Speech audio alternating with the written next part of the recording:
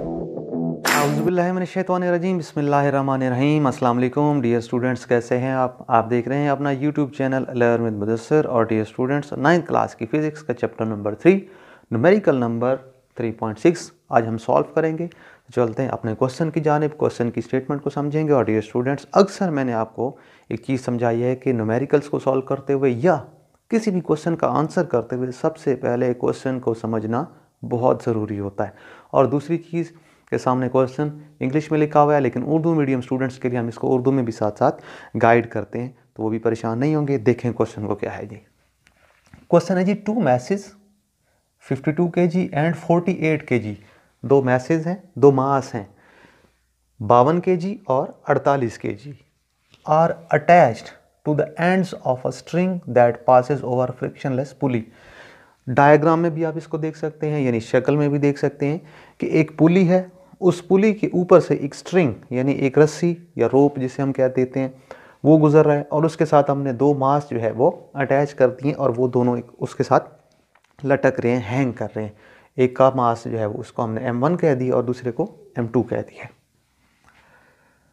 Find the tension in the string and acceleration in the bodies when both masses are moving vertically. अब situation क्या है, सूरत हाल क्या है कि दोनों मासेस जो है वो पुली के जो है उसके ऊपर एक रोप है, एक रस्सी है, उसके साथ अटैच हैं और दोनों मासेस जो हैं वो उसके साथ लटक रहे हैं, हैंग कर रहे हैं। अब ये देखिए M1 जो है वो थोड़ा नीचे आया हुआ है और M2 ऊपर गया हुआ है। इट्स मीन, इसका मतलब क्या है कि ये थोड़ा सा इसका ये ज़्यादा भारी है और ये उसे थोड़ा हल्का है।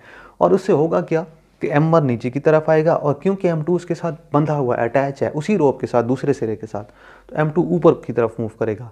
अब इससे 2 बातें होंगी, एक तो मूवमेंट की वजह से, यानी जब भी कोई चीज़ मूव करती है, हरकत करती है, तो उसके अंदर एक्सेलरेशन होता है। अब M1 का एक्सेलरेशन नीचे की तरफ होगा क्योंकि ये नीचे की तरफ आ रहा है, और उसी की वजह से उसके साथ ही जो एक्सेलरेशन होगा वो M2 का ऊपर की तरफ होगा। लेकिन दोनों क्योंकि एक साथ मूव करेंगे ऐसे या ऐसे, तो एक्सेलरेशन एक ही होगा दोनों का। फिर क्या है जी, जो टेंशन है, खिंचाव रोप के अंदर, रस्सी के अंदर, वो क्या है, टेंशन अपवर्ड होगा। इस जगह पे भी अगर आप देखें M1 की वजह से टेंशन अपवर्ड है और यहाँ पे M2 की वजह से भी टेंशन जो है वो अपवर्ड होता है। टेंशन खिंचाव को कहते हैं ऊपर की तरफ है, क्योंकि वेट जिसे हम वजन कहते हैं वो नीचे की तरफ है, एक दूसरे के मुखालिफ होंगे, अपोजिट होंगे। तो ये आपको मैंने सारी सूरत हाल समझा दी। अच्छा, अब हम सोल्यूशन करते हैं। तो सोल्यूशन में देखिए, सबसे पहले डाटा हमें एक मास दिया हुआ है M1, वो 52 kg यानी 52 kg है। M2 जो है वो 48 kg है। ये चीज़ जो है ग्रेविटेशनल एक्सेलरेशन, ये हमें नहीं दी गई, लेकिन फार्मूला जब हम इसको यूज़ करेंगे उसके अंदर इसकी हमें ज़रूरत पड़ेगी, तो मैंने यहाँ पे इसको मेंशन कर दिया। और एक चीज़ और कि ग्रेविटेशनल एक्सेलरेशन की वैल्यू एक्चुअली हम जो है वो 9.8 मीटर पर सेकंड स्क्वायर यूज़ करते हैं, लेकिन इस लेवल पे, मैट्रिक लेवल तक, इसको 10 ही लिया जाता है, 10 लिया जाता है। टू फाइंड, मालूम क्या करना है, टेंशन यानी कैपिटल T मालूम करना है और एक्सेलरेशन मालूम करना है, वो भी आपको मैंने बताया। तो सबसे पहले हम टेंशन मालूम करने का इस सिचुएशन में फार्मूला लगाते हैं।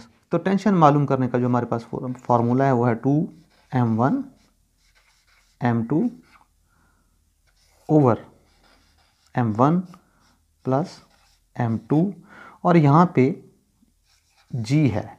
अब ये G जो है ये ऊपर मल्टीप्लाई हो रहा है, नीचे वाले के साथ डिवाइड हो रहा है। आप ऊपर पहले भी लिख सकते थे, वैल्यूज पुट करनी है जस्ट आपने। तो T is equal to 2, M1 की जगह पे आप लिखेंगे 52, M2 की जगह पे आप लिखेंगे 48 डिवाइडेड बाय M1 की जगह पे फिर 52, लेकिन अब नीचे प्लस करना है 48 और यहाँ पे मल्टीप्लाई ज़रब कर देना है आपने G की वैल्यू से, और G की वैल्यू कितनी है जी, 10।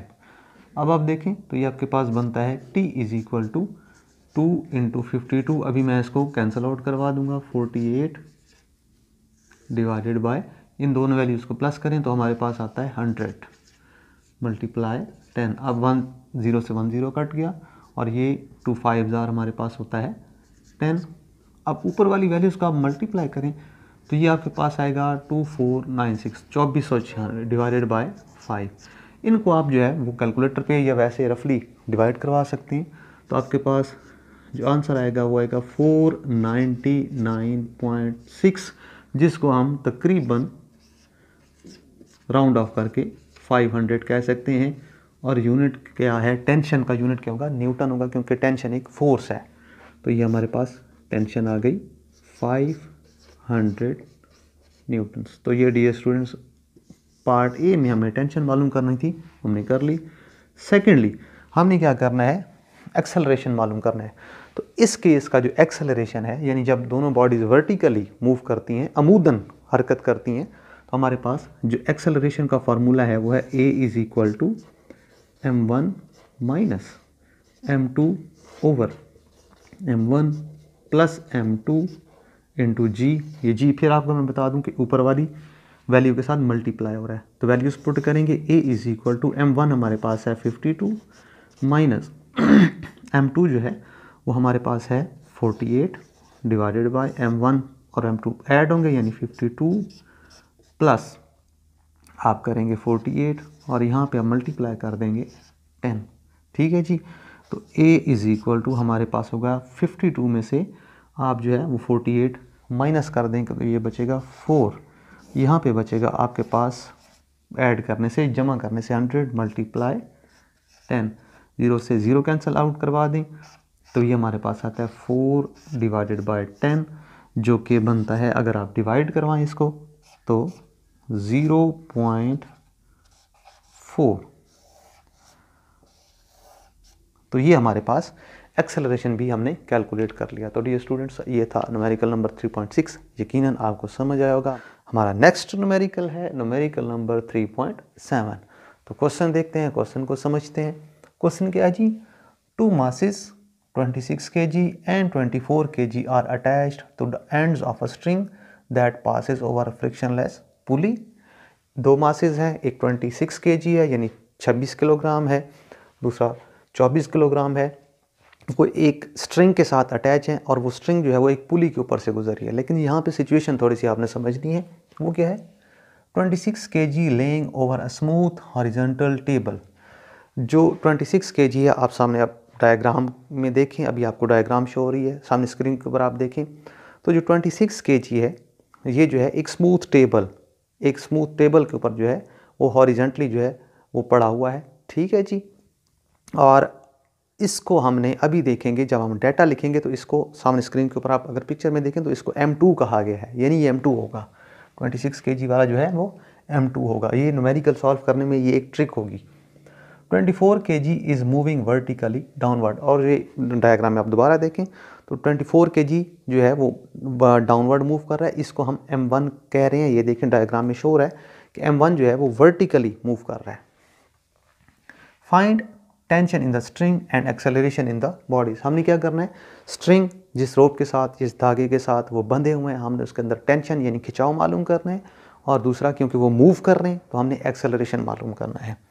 डाटा M1 हमारे पास जो है, मैंने अभी आपको बताया था, देखें हालांकि यहाँ पे लिखा हुआ है 26 kg पहले और 24 kg बाद में, लेकिन डायग्राम में अभी आपने देखा है कि जो M1 है वो वर्टिकली डाउनवर्ड मूव कर रहा है, तो उसे हम कह रहे हैं 24 kg, और M2 जो है वो है 26 kg। एक्सेलरेशन हमें ड्यू टू ग्रेविटी यूज़ करनी पड़ेगी, ज़रूरत पड़ेगी, वो है 10 मीटर पर सेकेंड स्क्वायर मालूम करना है जी। तो फाइंड टेंशन T और एक्सेलरेशन A। तो सबसे पहले इस केस का हम टेंशन मालूम करने का फार्मूला लिखते हैं।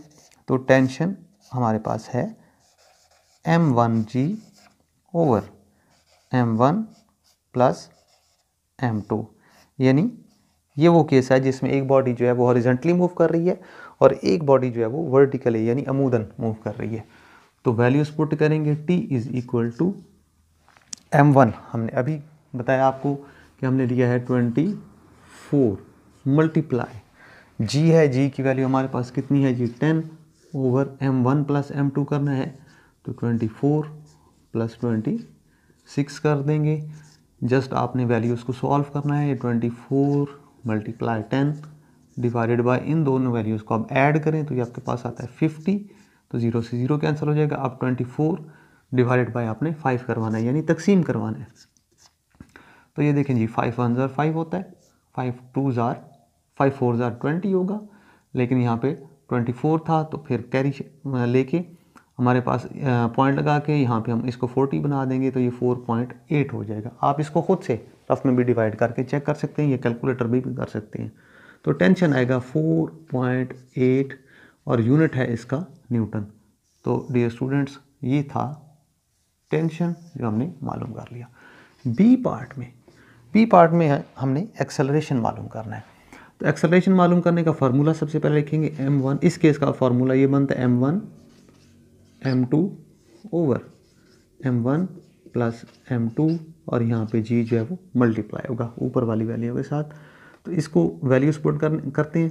तो देखें m1 की वैल्यू 24 मल्टीप्लाई m2 की वैल्यू हमारे पास 26 है, m1 प्लस m2 यानी 24 प्लस यानी जमा करेंगे 26 मल्टीप्लाई ज़रब करेंगे 10 के साथ। ठीक है जी।